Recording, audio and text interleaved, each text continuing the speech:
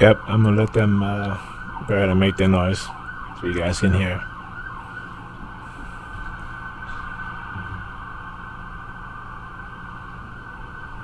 It's 3:41 p.m. Hadn't heard a siren all day, except when I started to do this video. Okay, and they know that I'm about to do this video, so now they're gonna be making a bunch of noise, and that's why I recorded it, because I wanted to get them on recording with the noise campaign. Okay, this is something that they continue to do. All right, it is never ending.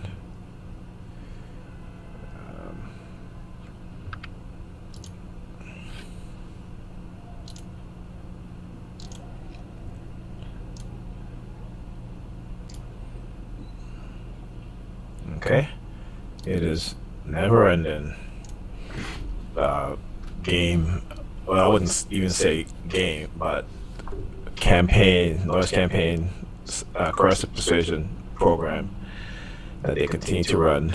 I continue to be in, as well as non-consensual human experimentation, the rape of my mind through the microchip for the purpose of remote neural monitoring.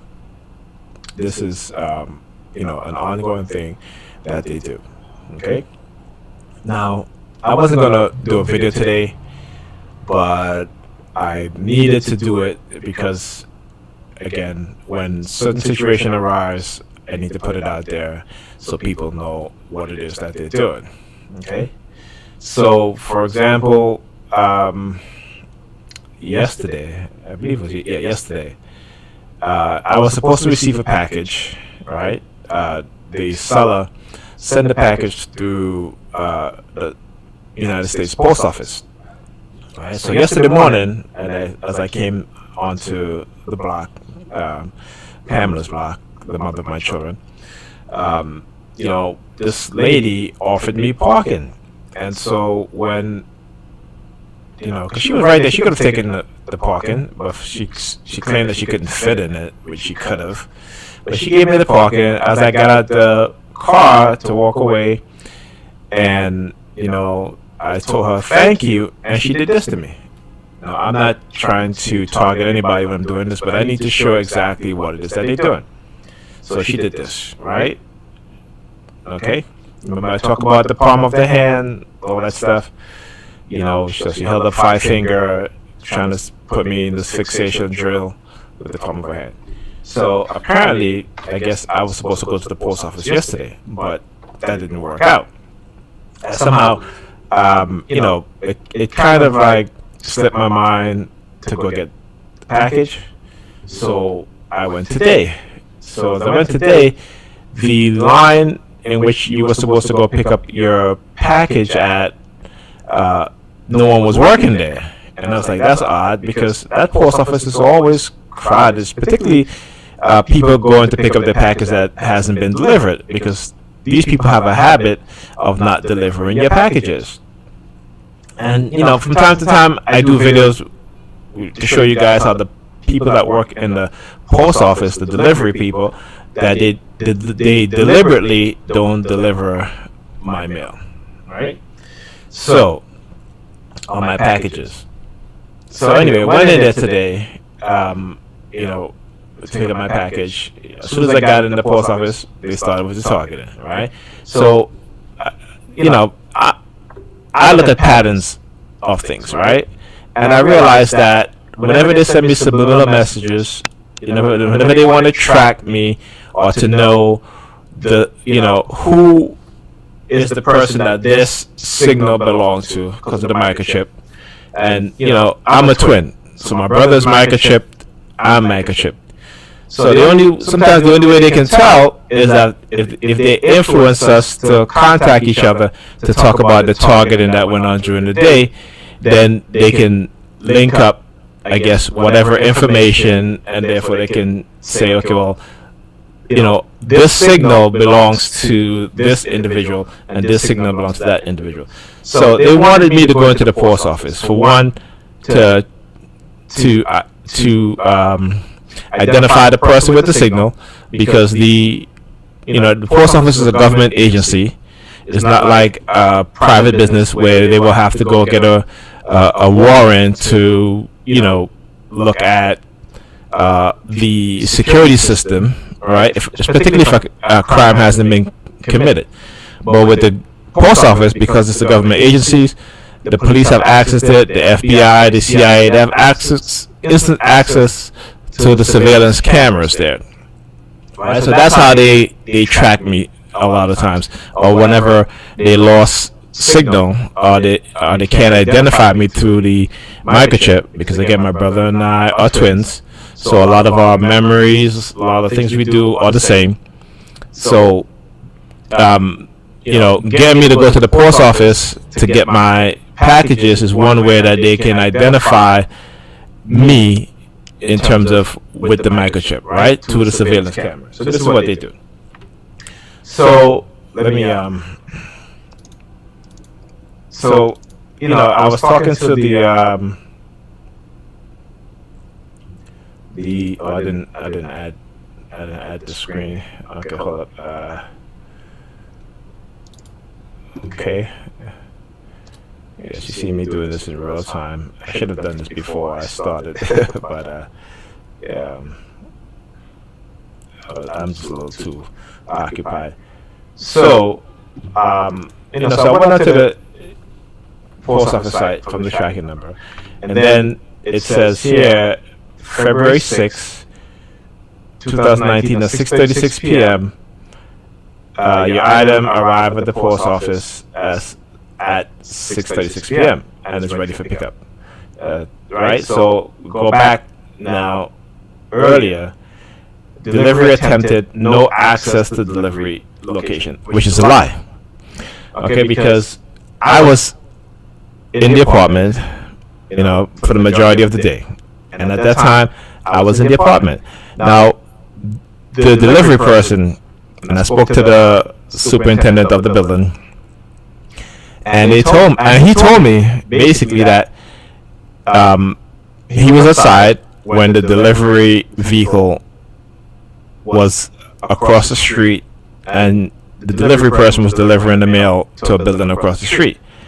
He said that she never came into the building, she never rang anybody's door because he was outside. Okay? And like I said, she never rang the bell because I was in the apartment and I would have heard it. Okay? The UPS guy came earlier, about, I would say, probably an hour earlier. He rang the bell, and I went downstairs and I got the packages from the UPS guy. The delivery woman from the post office did not even come into the building. She did not ring any bell because they always have access to the building. Okay? Sometimes they'll leave the packages by the mailbox. Okay? But she did not even come into the building because the superintendent of the building was in front of the building, and there was no construction to prevent her from coming into the building to delivering people's packages. Okay? Or my packages. So this is what they do, right? So again, I got to do another video just to show what it is that they are doing. Okay, and this is deliberate. This is deliberate, like I stated, because they want me to go to the post office so I can be identified through the surveillance system. And that goes to show you that this is the government that's involved in doing this. Okay? This is not no private corporation that a lot of targeted individuals believe is doing this to them. This is our government that is doing this. Okay? And they're using the police department, okay, as an extended arm to surveil and to basically spread negative campaign, negative propaganda to villainize you. Okay? Also, the police give instructions to the civilian perpetrators to physically harm, poison, okay, engage in all sorts of traps and trickery, right, and lying about you, the TI, so they can form this perception of who you are, a perception that they created, they have created, okay, through all sorts of psychological manipulation and tactics, all right? So, I'm still being heavily targeted. I got a ton of video, and, if I don't put out videos daily, then, I kind of forget, so I'm going to show you guys 3 videos, and I'm going to explain to you how it applies again in my targeting. Okay, so let's go. So this was on the 30th, right, of January. I'm on my way home. Got downstairs, got to the car. Okay, got in the car. This vehicle, this is a taxi, right, came and basically almost cut in front of me, trying to prevent me from leaving. So this is the street here. Look at this guy. Look what he's doing. Basically, what is he doing? He's blocking me off. Yeah. Now, on the side of the street that I am at, on this particular block, because you see there's like a cul-de-sac right here, right? So it's like a short block, and then you walk over, and then there's like a longer block, right? So he blocks me off. Now, somebody call him, right?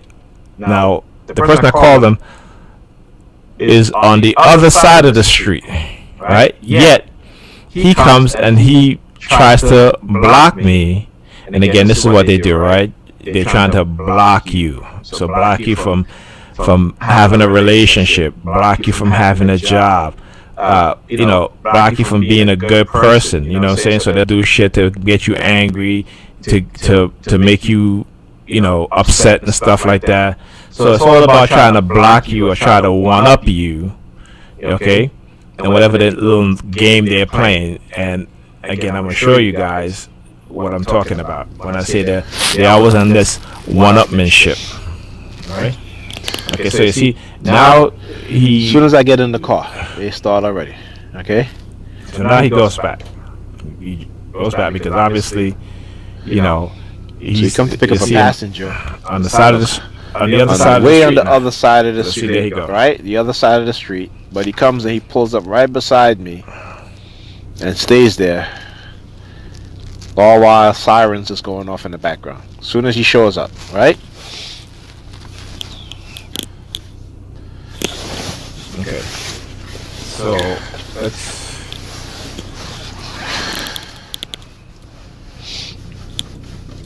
go here. Let's go. I'm gonna skip past some of this.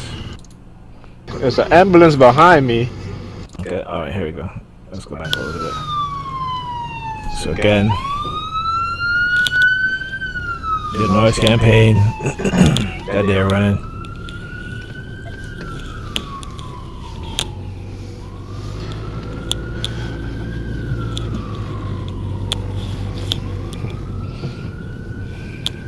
As soon as this ambulance passes, there's another ambulance that came directly behind me. He had no lights on.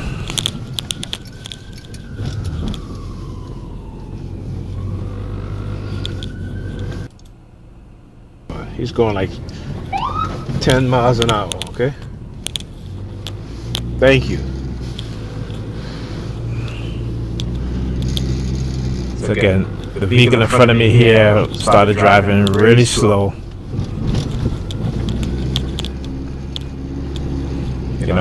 Trying to block me from passing. Eventually did pass them. You guys can see this. As a matter of fact, I'm gonna pull over and let him go. You guys can see I missed that part here. Lights on. Okay. go back.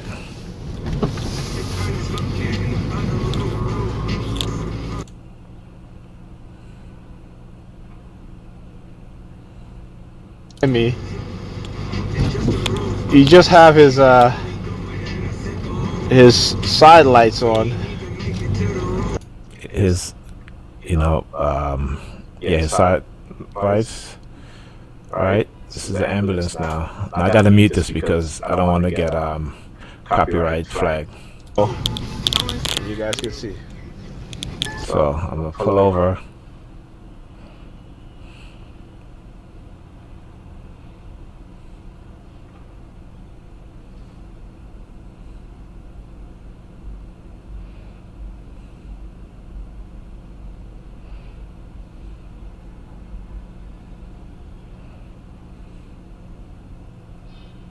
There he goes.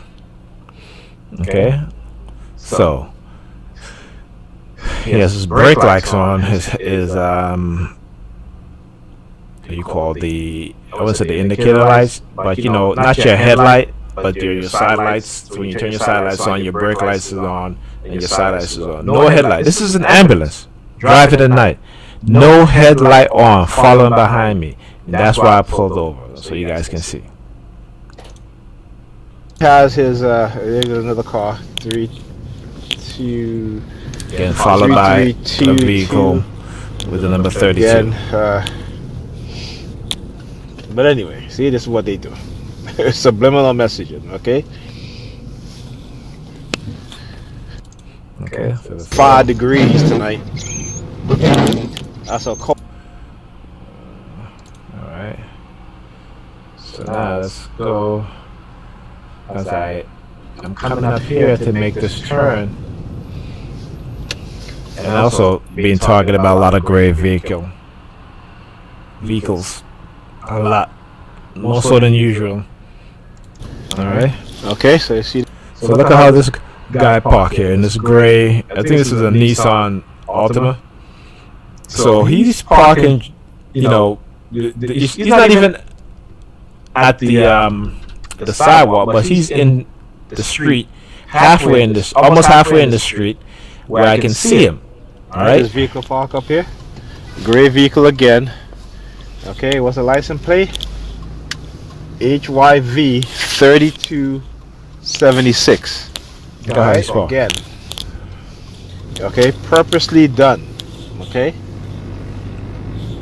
purposely done. Did you see how he was? So now, the next morning, I'm driving heading to work. Because it was very, very close, so I had to pick up the kids and take them to school. And mind you, I have been going home at night because they've been using her to target me. So as as they continue with the targeting, so I'm taking her to work. I pull up behind this vehicle, and it says "We Up," right? So again, they'll use vehicles with certain messages in the license plate. Okay. Again, how they try to one up you, right? So it's a constant back and forth, I guess, between me and these perpetrators. Exposing them for what it is that they're doing. Then they'll take a step back, and then they'll come back again and target me because for some reason they feel that they're up, right? So this is the domination game that they're playing, and this is what they try to do. And so this is how they try to send you, me, subliminal messages, right? Because whenever I expose them in a certain way, when they walk past me, they bow their head. I don't see police vehicles anymore targeting me, and and so they'll start to use vehicles again with the number 32 or messages in the license plate, talk about "We Up," or certain spellings of words, to suggest certain negative things, right? So this is what they do. So this vehicle here, with the "We Up" and all this nonsense. But again, that's how I gotta expose it, right? Showing you guys. And so on this day now, this was last Friday. I had parked. What happened? Did I spend the night? I can't remember if I spent the night, but yeah, I think I did because it was late. Pam got home late, and I didn't want to leave, so I spent the night. And I was parked here, and this vehicle wasn't there. So all of a sudden, because I had to go somewhere on Friday, so of course I'm gonna park this vehicle right in front of me with the number 32. Okay, so all right. So park the car here.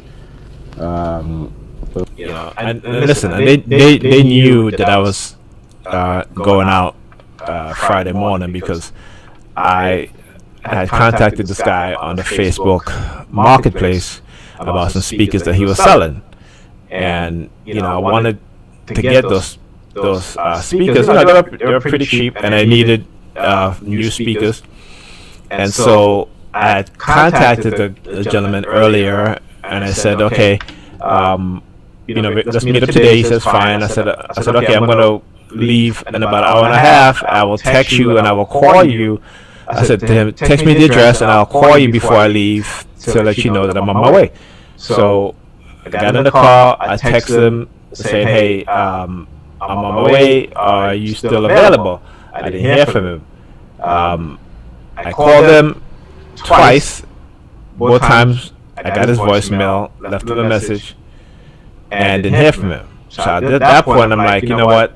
I'm not going. I'm not driving all the way there if he's not going to answer his phone, because I'm not sure if he's, it could be these people. It could be these perpetrators, because they'll do stuff like this, right? Because they know I'm looking to replace my floor standing speaker, which I've had since 1988, okay? And so they know I'm looking, because again, they monitor my online activities. So they probably set this whole thing up, okay? And maybe it didn't, whatever they were planning, it didn't work out, so the guy didn't answer me, okay? So about 4 hours later is when he decides to call me back.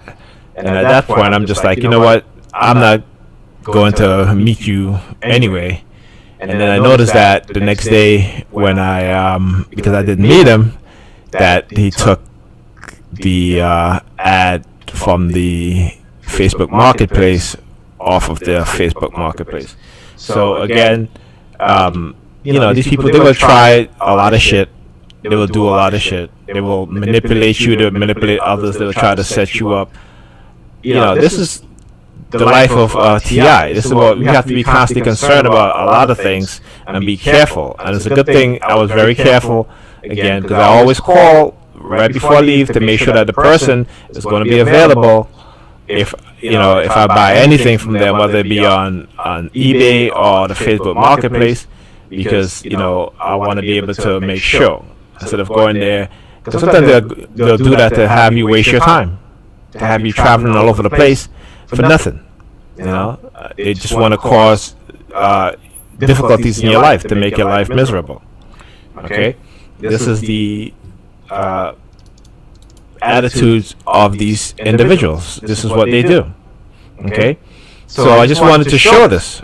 Okay, and again, how they uses how they infiltrate almost every industry, every organization, the post office, wherever. If you're a TI, wherever you go, if you're going to shopping or what have you, they already have people working at those establishments, or they'll come in as posing as customers just to target you. Okay, this is a cult. Again, it's a religious cult. A lot of those people, a lot of police officers who belong to religious organizations are heavily involved in this, and it goes further up the chain. Okay, goes from the FBI to the CIA. These people who are running non-consensual illegal experimentation, illegal microchipping people for whatever reason, okay, and then putting them into a coercive persuasion program in order to discredit them or to set them up to be incarcerated or put into a mental institution, to destroy their career, to destroy their livelihood, and ultimately, like I said, either have them commit suicide, have them incarcerated in the mental institution or the penal institution. Okay, this is what these people are doing, and for me lately, they've been using a lot of gray cars, right? So again, see this vehicle here belongs to a gentleman that live in Pamela's building, okay, and because he has a gray vehicle, they'll continue to use him because the color gray is what they're using now to condition me and to target me with.